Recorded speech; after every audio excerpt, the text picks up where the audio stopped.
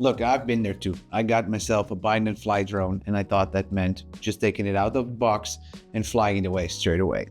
But I did forget the little bind part in there.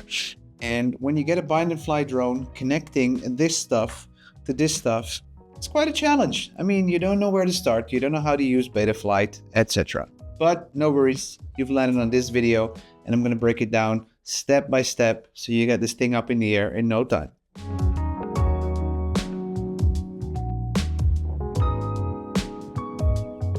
Righty-dighty. So a bind and fly drone. And in this case, we're going to cover a bind and fly drone with an 04 Pro air unit, but you can do it with an 04 Lite air unit and even with an 03 air unit as well.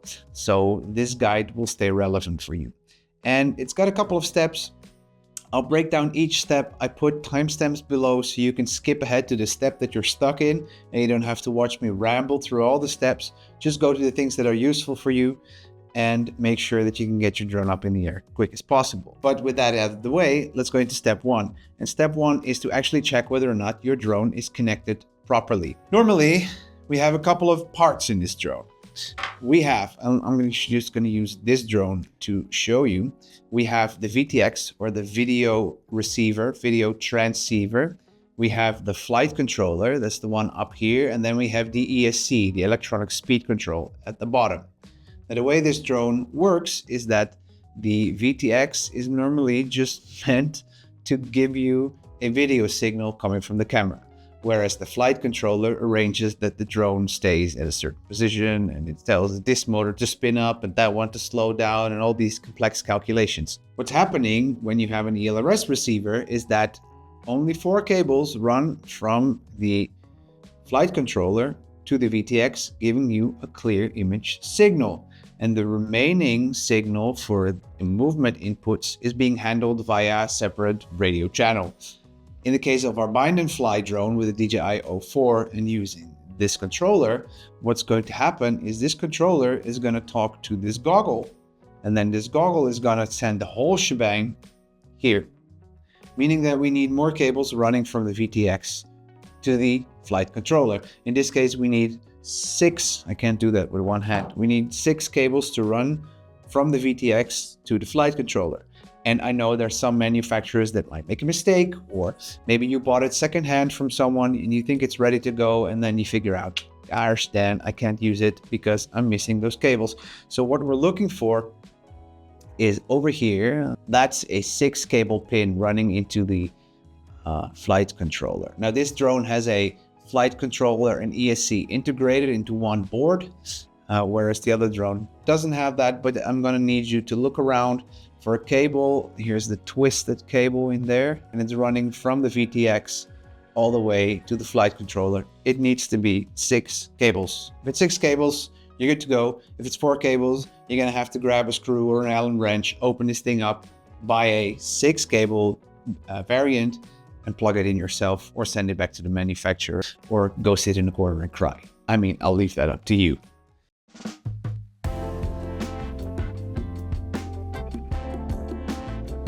Now, before we head into step 2, which is the binding of the drone with the goggles, I'm gonna set up a list of stuff that you need to have ready in hand, so you're not gonna be searching for new things throughout this process. Just make sure you have everything close by. Well, for one, what you're going to be needing for this whole thing is a USB-C, all right? USB-C to either USB or USB-C cable, depending on what your laptop or computer uses. Talking about that, you're gonna need one of these things, a laptop or a computer, because that's what we're gonna use to access Betaflight.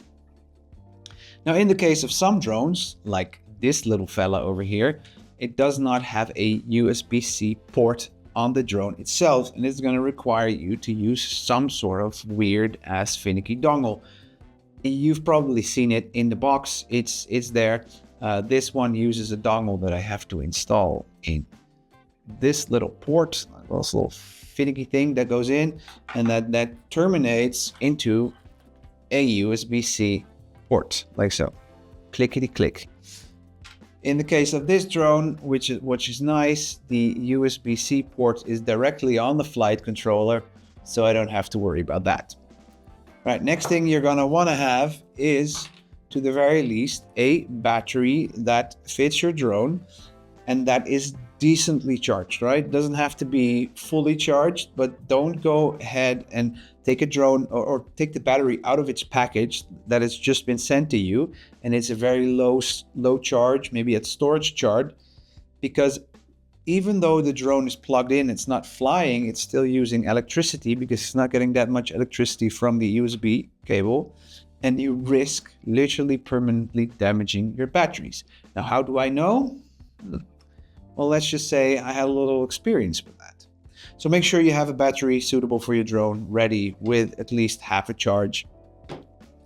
Next thing you need is this little thingy-majig, sort of a pin that you would use to get the SIM card out of the phone. Some bind and fly drones give one of these in the accessory bag, and this is what we're going to need to press this little button on the VTX to put it into pairing mode or binding mode. You need this, you need a little bit of this, a drink, a snack, emotional support, and then you're ready to go into the pairing step.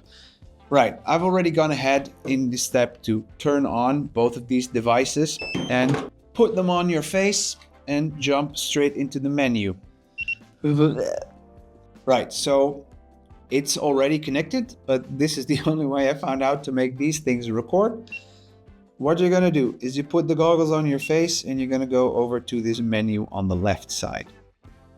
Here you're gonna press status, and on the top there is a button that says switch. Right next to switch it says what it's currently looking for in terms of connection. Well, it's already connected to an 04 Air Unit Pro, but I'm gonna press this button to show you what it looks like. Here we have an extensive list of all of the things that these goggles can bind to. Mini 4 Pro, Air, etc. And here you have your Air units, the 03, the 04 or the 04 Lite, and the 04 Pro. Now you're gonna go ahead and select 04 Air Unit Pro. It's already selected, so I'm just gonna press back.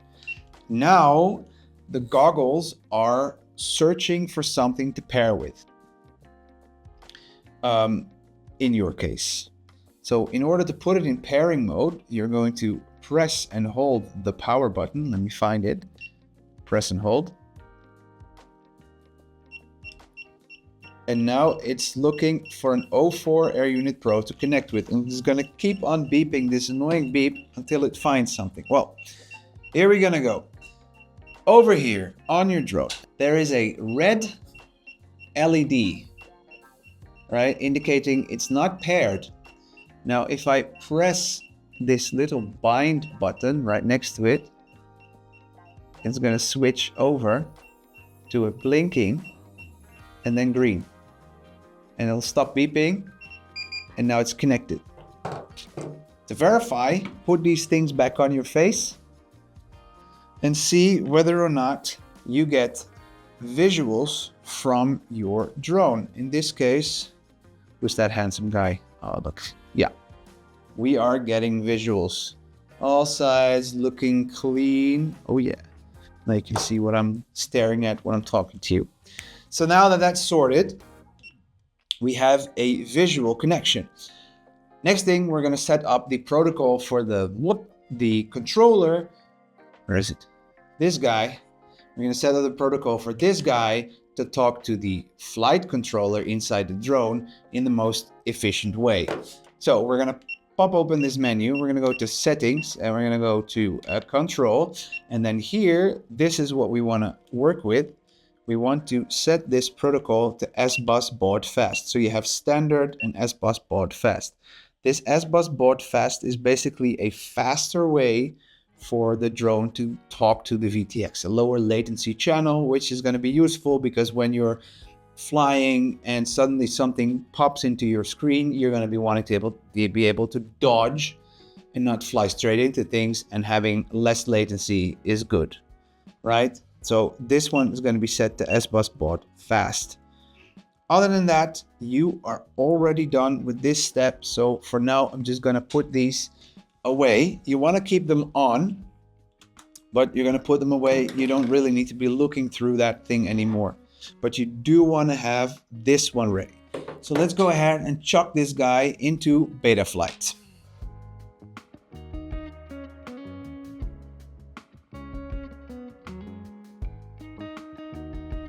All right, so I got my drone connected to Betaflight. I got the controller on, which is talking to the goggles, which is talking to the drone, which means we're ready for the next step. And that is to make sure that the buttons on this controller are doing what we want them to do. In the case of a Nevada or a Neo 2 or Neo 1, whatever DJI drone, there is a standard layout of what these buttons do, right? So this one starts the drone, that one is the little pause button, here's the mode switch. With a bind and fly drone, you can set any of these buttons to do whatever you want them to do. And that's kind of nice because it allows you to customize your button layout. But it's also kind of not nice because when you plug it in, it doesn't just fly straight away the way you want to. And Betaflight is a pretty difficult piece of software. There's a lot going on. So maybe the menu is a little bit daunting to you. No worries, we're going to figure it out. That was very long. Let's go into it. First things first, when you're here, this is the Betaflight version. You can reach it by typing app.betaflight.com and you'll get to the app. If you want to go here, you can, for example, say I want it to connect to any piece of software and or any drone, and just to make sure that it's connected, you can see I'm moving the drone and the gyro data is showing me exactly what the drone is doing, which is great. Now, pay attention to this. As long as it's green, it's good. If it's not green, then you're gonna need to unplug your battery. All right, now first things first, what we want to do is we want to go over to the configuration tab and make sure that air mode, this one, is toggled on. I toggled it off. I thought you needed to be in acro mode. Make sure air mode is toggled on. Why? It means that the drone will stay in control when you release all the throttle on your controller and it doesn't just tumble in the air. So having air mode on is quite important. Now with that out of the way, let's go to the next thing, which is over here at the receiver tab. And when I told you earlier to move it to S-Bus baud fast, currently the receiver is talking to this drone via the normal S-Bus channel. And we want to go and change that to being S-Bus baud fast. And the way to do that is go to the command line, which is all the way in the bottom. And here, what you're going to want to do is to type in the following. It's going to be set S-Bus, and then it just auto-completes. So you need to do is press tab, and then is on. So now it's telling me that it's going to talk to the controller via S-Bus baud fast, and then a save. Now it will restart the drone, which will make a funky sound. One eternity later. And now that is sorted. Now that's good. Now we're going to go back to the receiver tab over here. And first thing that we need to check is whether or not these stick inputs over here correspond to the right movement, right? So you have your roll, pitch, yaw, and throttle. So throttle stick over here, as you can see, the throttle is moving nicely up and down. It's supposed to be at 1,000 at its lowest and 2,000 at its highest. So if that's working, great. This one is supposed to yaw the drone. That's also working. Pitching forward and backwards is on the right one, and roll is also correct. So that's great. This is correct. In case it's not correct, then you need to go into these 4 letters, and these are aileron, elevator, throttle, and roll, I think. So they're used for the airplane configurations. But you just need to move these letters around until this stuff works correctly. All right, so as you can see here, AERT stands for AERT, and then however you put this configuration is going to determine on which of the channels that movement is being mapped. For me, right now, they are correct. Second thing we're going to want to check is to see what the different buttons on the switches to which aux channel they are mapped. As you can see over here, you have aux 1, auxiliary 2, auxiliary 3, 4, 5, 6, etc. And we're going to want to see to which aux channel each button is mapped. So you just press one. So now that you've checked which channel is where, you could write down what these are or remember it, or come back to this later when you've forgotten, like I would do. But we're going to set these buttons to different types of interactions with the drone. And the way to do that is we're going to go into the modes tab. In the modes tab over here, we have different functions that are set to this drone. And this one in particular, the arm function, is very important. Why? Your bind and fly drone, when it crashes into the ground or something and the rotors keep spinning, but they snag on something, you will burn your motors very quickly. So being able to disarm your drone is something you're gonna wanna be able to do. And the best way to do that is to put the disarm on a physical switch. Some of these switches are toggles. So for example, this left one, you don't really get any feedback. So I don't know if it's on or off right now when I pick this thing out of the box, but with these three-way switches, you know, right? So when it's switched down, you know it's switched down. And I put my arm function on the manual button because that's what it was like on the Avata, that's what it was like on my Neo drone. So putting it down here, I want this to mean my drone is now armed and dangerous and ready to rip. And the way to do it is to look at this bar, and on the bottom here you see 900,000, 1200, all the way up to 2100, and here you see this little yellow pip. Basically that means this switch is now signaling 2000 points to the flight controller. And in my flight controller, I want to grab a range that tells me this drone is armed. And you can make it bigger or smaller as long as it doesn't overlap. So for example, when it's in the middle position, it's at 1500.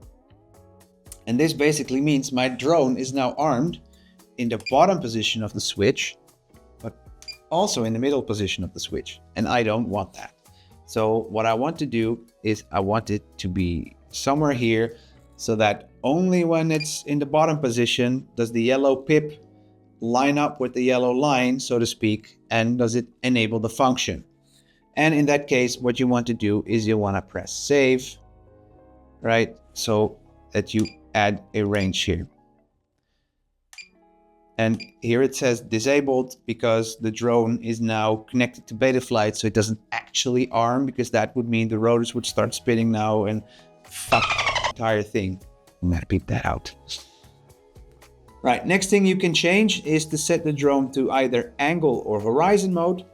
Angle and horizon mode are modes in which the drone sort of self-levels. In horizon mode, it wants to go back to being straight and leveled. And in angle mode, you can keep it at a certain angle, but the drone won't go past like 45 degrees in any specific angle. So you can't do flips.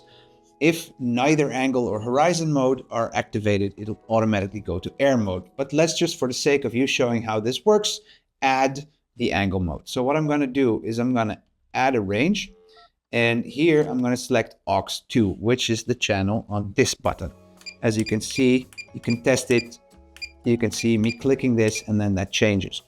So let's just say that angle mode is going to be the center position, and for horizon mode, I'm going to want to have it in the bottom position. So now, oh, that's not the bottom position. This is the bottom position. So here it's in horizon mode, it's out of angle mode, and then if I put it here, it'll automatically mean that I am in air mode, allowing me to do flips and crazy things and fly the drone the way it's meant to be. Yeah, so there's some other stuff that you can do. I haven't really used any of this, but I do want to teach you another trick. So let's say you're trying to figure out what type of rates you want to fly with this thing. Well, in order to set your rates, you're going to go to PID tuning.